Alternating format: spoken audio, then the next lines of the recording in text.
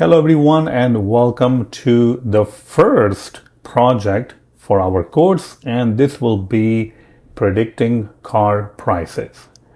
Now the first thing we need to do is to find a data set which contains the car prices along with their make and model and other properties and features for the car.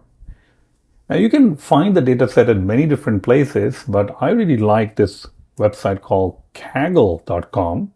And you can see on Kaggle, it's not only data sets, you can find models, articles, competition, notebooks, discussions, basically anything related to machine learning and AI.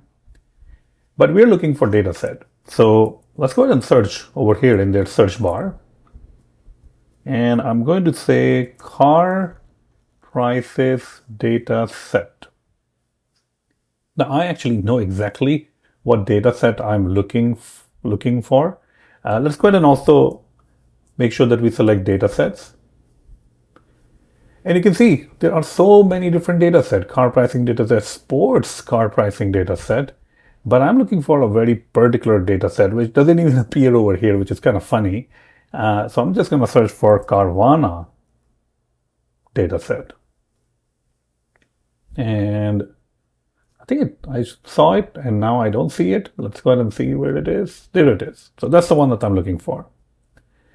Now, if you do want to use a different data set, that's perfectly fine. But the reason that I'm using Carvana data set is that in this data set, we will see that the data is not 100% ready, meaning we have to do pre-processing. We have to fix the data set. Let's go to the Carvana pricing data set. And over here, we can see what the data set kind of looks like. Now, this is kind of like a small data set, as you can see, right? Small means like from the feature point of view, it's also small. It only has like 4 features and one of them is a target column. So the price is the target column. And so we end up with like 3 different features. And also, I believe it's like maybe 20,000 records or so. All right, which is fine. We're just learning. If you can, deal with this kind of a data set, you will be able to manage larger data sets also. Let's go ahead and download it. Now you can see that you can download a zip file, download data set as zip. And that is exactly what I've done. I've downloaded it. Let's go ahead and take a look at the data set. Now, data set is simply a CSV file, a comma separated file. I can open it up in any kind of program. So it's going to open it up and it looks kind of like this. You can see that right there.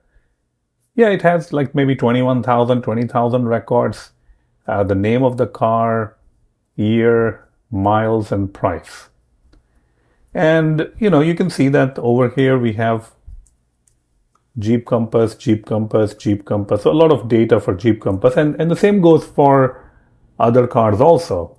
Over here we have different car, Jeep Patriot, and so on. So we have this data set. The next step would be to look at the data set, like how to load the data set in our notebook. And let's check out like different columns, like what is the latest year, what are the most miles the car have driven. And we can also take a look at the pricing, but that's the target column. So we're not really going to change that column, but we can definitely look at columns like year and miles, and we can try to find out that, well, what is the maximum year?